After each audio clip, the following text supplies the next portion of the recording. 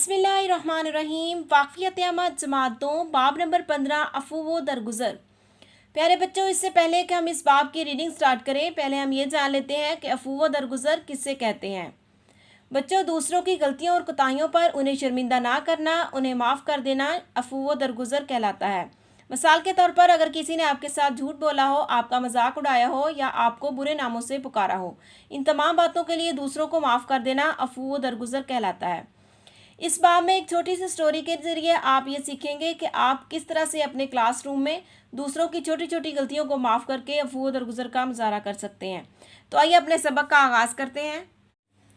आज सारा का स्कूल में पहला दिन था। वो परेशान थी। उस्ताद ने उसे निदा के साथ बिठाया। निदा को शरारत सूझी। वो उसको बुरे नामों से पुकारती रही। सारा को बहुत दुख हुआ। उसकी आंखों में आंसू आ गए। वो चुपचाप बैठी रही। सारा दिन उसका पढ़ाई में दिल ना लगा। बच्चों, ये अक्सर देखने में आता है, जब बच्चा किसी नए स्कूल या किसी नए क्लासरूम में जाता है तो वो बहुत ज़्यादा कंफ्यूज और परेशान होता है। इसलिए क्लास में मौजूद बच्चों को चाहिए कि उसके साथ दोस्ती करें, ना कि उसको परेशान करें। उसकी बेबसी देखकर निदा उस पर हंसती रही। छुट्टी के वक्त सारा खामोशी से उठकर चली गई। अगले दिन दोनों क्लासरूम में आई तो निदा के चेहरे पर आज भी शरारत थी। सारा ने उसे सलाम किया और उसके साथ बैठ गई। आज उर्दू का टेस्ट था। निदा ने बस्ता खोला, लेकिन उसे बस्ते में पेंसिल ना मिली। वो परेशान हो गई। सारा ने उसकी परेशानी देखकर उसकी तरफ अपनी पेंसिल बढ़ाई। निदा शर्मिंदा हो गई। उसे एहसास हुआ कि उसने सारा के साथ बुरा सलूक किया था, लेकिन सारा ने फिर भी उसकी मदद की। निदा ने सारा से माफ़ी मांगी। सारा ने उसे माफ़ कर दिया, यानी कि सारा ने अफ़ू व दरगुज़र का मुजाहरा करते हुए उसे माफ़ कर दिया। सारा ने उसे बताया कि मेरी अम्मी कहती हैं कि माफ़ कर देना अच्छी बात है। निदा ने सारा की तरफ दोस्ती का हाथ बढ़ाया। सारा ने कहा, आज से हम अच्छे दोस्त हैं।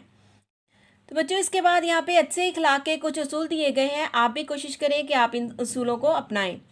नंबर 1, हमें किसी का दिल नहीं दुखाना चाहिए। नंबर 2, अगर हमसे गलती से किसी की दिल आज़ारी हो जाए तो हमें माफ़ी मांग लेनी चाहिए। नंबर 3, अगर कोई हमारी दिल आज़ारी करे तो बेहतर है हम उसको माफ़ कर दें। नंबर 4, किसी का मजाक नहीं उड़ाना चाहिए। नंबर 5, दूसरों से खुश इखलाकी से पेश आना चाहिए। आइए बच्चों, भी इस बाब की मश्क हल करते हैं। सवाल नंबर 1, क्या निदा ने पहले दिन क्लास में सारा के साथ अच्छा सलूक किया? इसका जवाब है नहीं। निदा ने पहले दिन सारा के साथ अच्छा सलूक नहीं किया। सवाल नंबर 2, अगर आप सारा की जगह होते तो आप क्या करते?